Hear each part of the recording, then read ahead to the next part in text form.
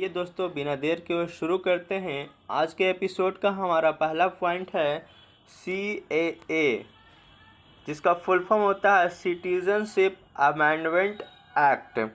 Citizenship CAA 2019 से भारत में 31 दिसंबर 2014 या उससे पहले आए हिंदू, सिख, बौद्ध, जैन, पारसी, ईसाई समुदाय के लोगों को नागरिकता प्राप्त करने की सुविधा देती है। यह सुविधा भी उनके लिए ही है जिन्हें पासपोर्ट, भारत में प्रवेश अधिनियम 1920 और अन्य संगत प्रावधानों और फॉरेन एक्ट 1946 के तहत केंद्र सरकार से छूट हासिल है। अनुच्छेद 245(1) के अनुसार संसद प्रदत्त अधिकारों के तहत संपूर्ण भारत या उसके किसी भी हिस्से के लिए कानून बनाने में सक्षम है। हमारा अगला पॉइंट है प्रधानमंत्री नरेंद्र मोदी वडोदरा में C-295 परिवहन विमान निर्माण संयंत्र की आधारशिला रखी। एयरबस और टाटा समूह संयुक्त रूप से करेंगे इस विमान का निर्माण। इंडिया में गुजरात के वडोदरा में 40 विमान का निर्माण होगा। टोटल प्रोजेक्ट है 56। 40 विमान वडोदरा के कारखानों में निर्माण होगा, यानी बनाए जाएंगे।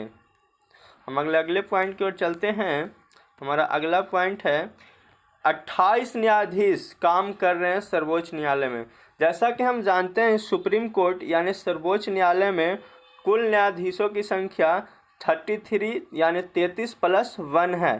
33 न्यायाधीश और एक CJI chief justice of India मुख्य न्यायाधीश होते हैं। तो वर्तमान में इस समय 28 न्यायाधीश काम कर रहे हैं सुप्रीम कोर्ट में, जबकि 6 पद खाली है। शीर्ष अदालत में मुख्य न्यायाधीश समेत कुल 34 पद हैं। CJI chief justice of India CJI Lalit के सेना निर्मित होते ही सुप्रीम कोर्ट में होगी 7 रिक्तियां। अभी वर्तमान में 6 रिक्तियां खाली है और CJI जो है कि 8 नवंबर को सेवा निर्मित हो जाएंगे। CJI 8 नवंबर को सेवा निर्मित हो जाएंगे, तब जाकर के टोटल 7 रिक्तियां सुप्रीम कोर्ट में खाली हो जाएंगी। अपने अगले पॉइंट की ओर बढ़ते हैं। स्वतंत्र भारत में कांग्रेस के अध्यक्ष। स्वतंत्र भारत में ये सब जो है कांग्रेस के अध्यक्ष रह चुके हैं। 1948 में सीतारामैया, जिन्हें कांग्रेस के इतिहास के नाम से भी जाना जाता है, उसी प्रकार से लगातार कांग्रेस के अध्यक्ष बनते आए हैं। और अभी वर्तमान में 3 साल बाद मल्लिकार्जुन खड़गे जी को कांग्रेस का नया अध्यक्ष बनाया गया है। मल्लिकार्जुन खड़गे। हमारा अगला पॉइंट है लखपति दीदी योजना। लखपति दीदी योजना का संबंध किस राज्य से है? तो उत्तराखंड। एक्चुअली उत्तराखंड के सरकार मुख्यमंत्री ने लखपति दीदी योजना शुरू की है। इसके अंतर्गत स्वयं सहायता समूह से जुड़ी 3.67 लाख महिलाओं में से 1.25 लाख महिलाओं को वर्ष 2025 तक लखपति बनाने का लक्ष्य रखा गया है। 3.27 लाख में से 1.25 लाख महिलाओं को लखपति दीदी योजना के तहत लखपति बनाने का लक्ष्य रखा गया। कब तक? 2025 तक। लखपति दीदी योजना का संबंध किस राज्य से है? उत्तराखंड। अपने अगले पॉइंट की ओर बढ़ते हैं।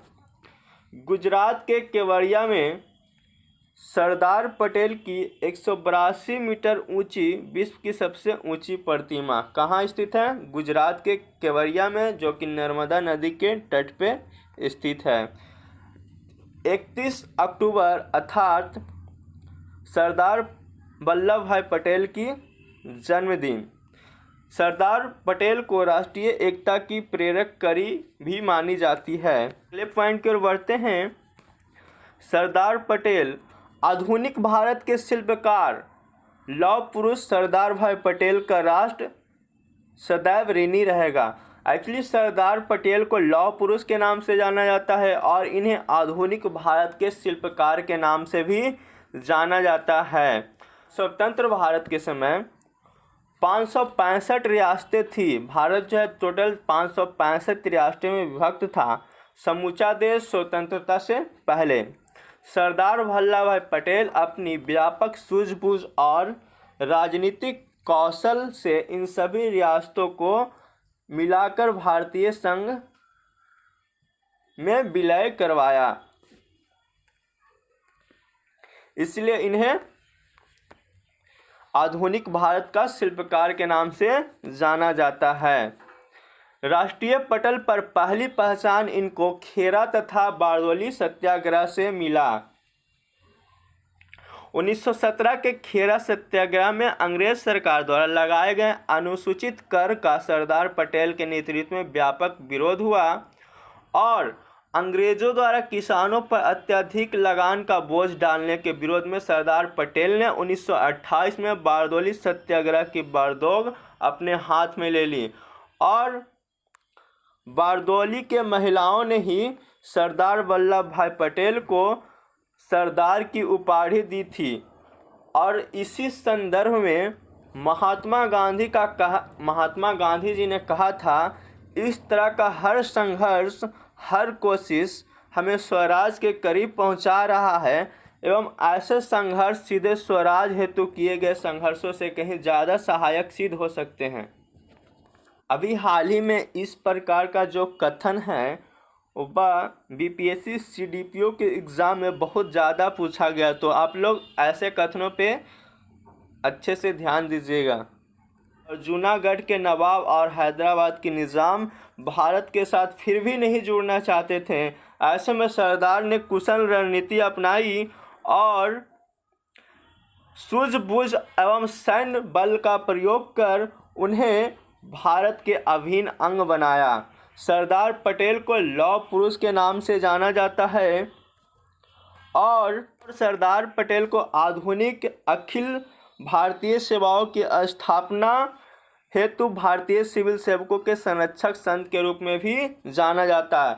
सरदार पटेल के अन्य अतुल्य योगदान को स्मरण करते हुए प्रधानमंत्री नरेंद्र मोदी ने सरदार पटेल की 143वीं जयंती के अवसर पर 2018 में 31 अक्टूबर को राष्ट्रीय एकता दिवस के रूप में मनाने की घोषणा की थी। कब? 31 अक्टूबर को राष्ट्रीय एकता दिवस की मनाने की घोषणा की थी सर्वप्रथम 2018 में 143वीं जयंती के अवसर पर। अभी वर्तमान में 31 दिसंबर को सरदार पटेल की 147वीं जयंती मनाया गया। हमारा अगला पॉइंट है, एशिया के सबसे अमीर व्यक्ति हैं गौतम अडानी। एशिया के सबसे अमीर व्यक्ति गौतम अडानी और वर्ल्ड के चौथे सबसे अमीर व्यक्ति हैं गौतम अडानी। पहले नंबर पे आते हैं एलोन मस्क। हमारा अगला पॉइंट है, दक्षिण कोरिया की राजधानी सियोल में भगदड़ मचने से हुए हादसे में मृतकों की संख्या 153 हो गई। इसमें 22 विदेशी शामिल थे। एक्चुअली इसमें हमारा करेंट का पॉइंट है, दक्षिण कोरिया की राजधानी सियोल है और दक्षिण कोरिया के राष्ट्रपति यून सक येओल है। दक्षिण कोरिया के राष्ट्रपति यून सक येओल है और दक्षिण कोरिया की राजधानी है सियोल। हमारा अगला पॉइंट है, शंकर मुथुस्वामी को विश्व जूनियर चैंपियनशिप में रजत पदक मिला।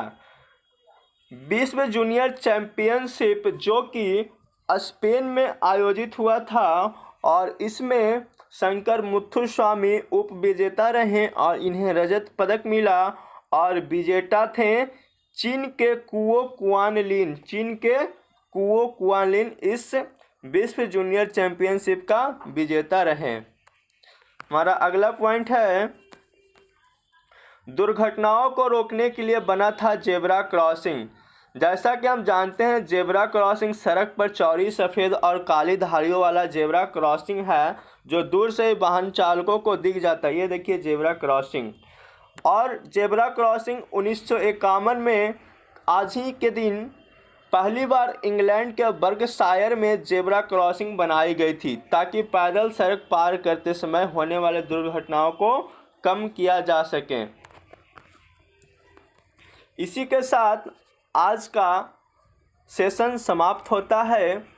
अगर आप चैनल पर नए हैं और अभी तक हमारा चैनल सब्सक्राइब नहीं किए हैं तो अवश्य सब्सक्राइब कर लें ताकि वीडियो अपलोड होते ही सबसे पहले वीडियो आप तक पहुंच सके। धन्यवाद।